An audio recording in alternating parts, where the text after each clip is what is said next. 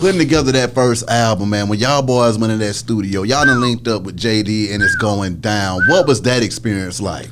Again, we just soaking it up. First of all, JD had us.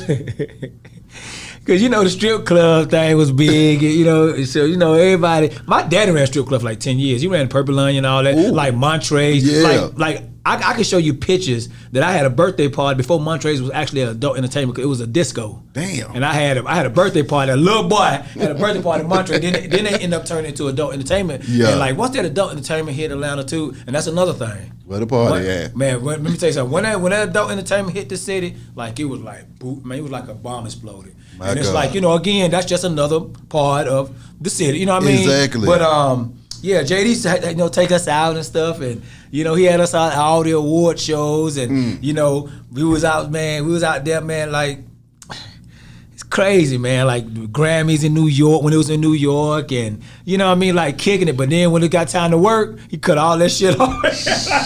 It's time to work, nigga. Like, you know what I mean? So again, but it was just experience, man. It was fun, man. It's JD taught us a lot, man. We came in, we wanted to be balladeers. Yeah. We want to sing them like they draw. Yeah. You know what I'm saying? Straight up, we want to sing. But JD had to turn us on to another aspect of. You know what I'm saying? You gotta have some up tempos, man. Like radio, this and that. You know what I mean? He knew the aspects of, the whole, you know what I'm saying? It's basically the game. You know what I'm saying? You gotta have something for everybody. You can't just you ain't singing for yourself, nigga. You know what I'm saying? Cause you want to. Cause you want to. Come on. Right. When Let's Get Married hit and became the all-time leading classic wedding song from that point forward in history. Jesus. What was that like? Man, first and foremost, when I first heard the record, I was like, bro, hands down, bye. Bye. We got us one. Yeah. You know what I'm saying? Like if they don't bite, because they was already going crazy over Gotta Be and all that. But if they don't go crazy on this, like people don't know music. Yeah. Like, you know what I mean, whatever. But I already knew it was a hands down. But what happened, and this is why I say, and I always tell new artists this as well, I never really put my mind on other people's music, you know what I'm saying? Like, again, because every record or every song ain't for everybody. Mm-hmm. There's people who don't even listen to music, straight up, you know what I mean? But it's almost like we dropped He Can't Love You first, right? I didn't want to do it. I was like, I want to go on and get to the meat. Like, y'all playing, nigga. Nigga, I want to get to the meat, you know what I'm saying? But it was crazy. It was crazy because, no, man, give me an appetizer. Yeah. Don't. If ain't nobody bragging no 12-inch steak out, you know what I'm saying, first. Come on. You gotta get bread, you gotta, you know what I mean? And it was so crazy because guess what the appetizer did? The appetizer did 500,000 singles. Shit. We ain't even put out an album yet. He Can't Love You did 500,000 singles. That's gold. That's gold. Come on. So when y'all got that first plaque for that thing going gold, how did that make you feel? Out the gate. Oh my God, let me tell you something. It's just to get confirmation. Mm-hmm. Confirmation. Gotta be. You know what I'm saying? You gotta be. Actually, it sold the album. Because you know what I'm saying? The first thing we ever put out was a song called The Way You Talk. Yeah. Spent a whole bunch of money in the video, $300. That's back when the video was like we spent $300,000 on that video. Yeah. $300K on a video, nigga. You know what I'm saying? Like, hey, so and had the Brad on all that, and it actually it didn't do nothing.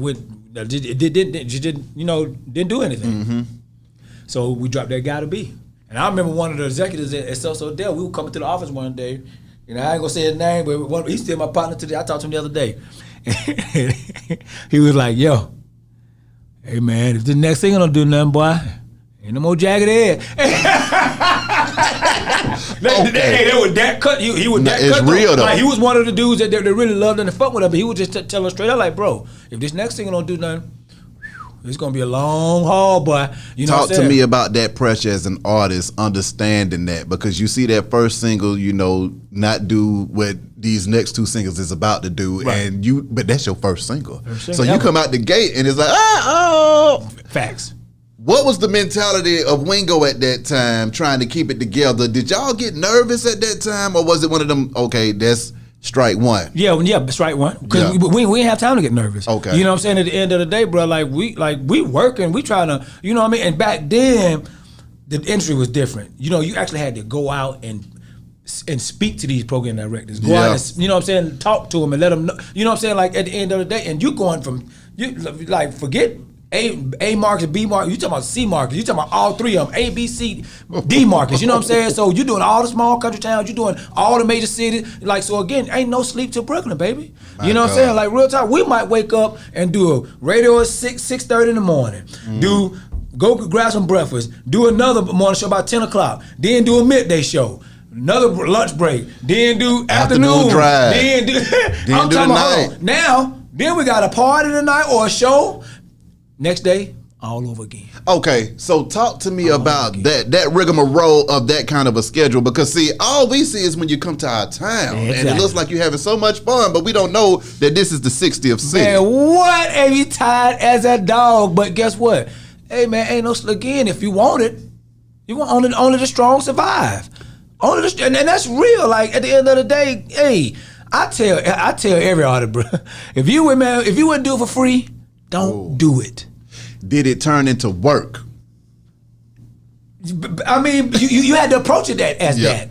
Yeah. You approach it as that. You don't approach it as, you know, like, because again, you don't know the outcome of the work you're putting in. You know what I'm saying? So again, you have to approach it as like, you know, hell yeah, like the nigga, this my night. I'm getting up every day. You know what I'm saying, with the right attitude, I'm going, you know what I mean? And sometimes we have our breakdowns and our this and that, but I mean, for the most part, bro, man, these four guys, we handled it. But see, that ain't even no 9 to 5, because you talking about morning show, right? All the way down to y'all show, and then the after party, and then going back to the hotel, getting ready to do it and travel all over again, every day. Mental fatigue, man. How did you deal with that during them times? Man, first of all, we're all four praying brothers. A group that prays together, a band that prays together, stays together. I don't care, right. You know what I mean? A team, whatever. You know what I mean? Because we're all four brothers that's from it, from the church. You know what I mean? So again, we just have to, you know what I'm saying, come together and band together. You know what I mean? And that's one good thing about being in a group. You know what I mean? When one person down, there's always somebody there to pick you up. You know what I'm saying?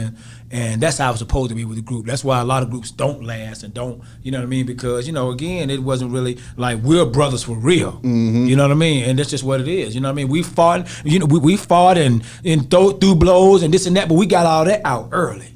You see what I'm saying? That was the first maybe couple of albums. Did that cutting a fool threaten the group as well with niggas in there fighting? No, because you gotta understand, a friend is a friend. Like, bro, like it's just like if you my partner for real and we have a disagreement, let's go out here and go to blows. You get what? I don't win the blow with my childhood friend, and 5 minutes later, and then we back kicking, we back looking for girls. Yeah, we back together. Like, what we doing next? What we doing tonight? So it's that type of relationship. But it's not no nigga I hate you or boy I'm gonna kill you.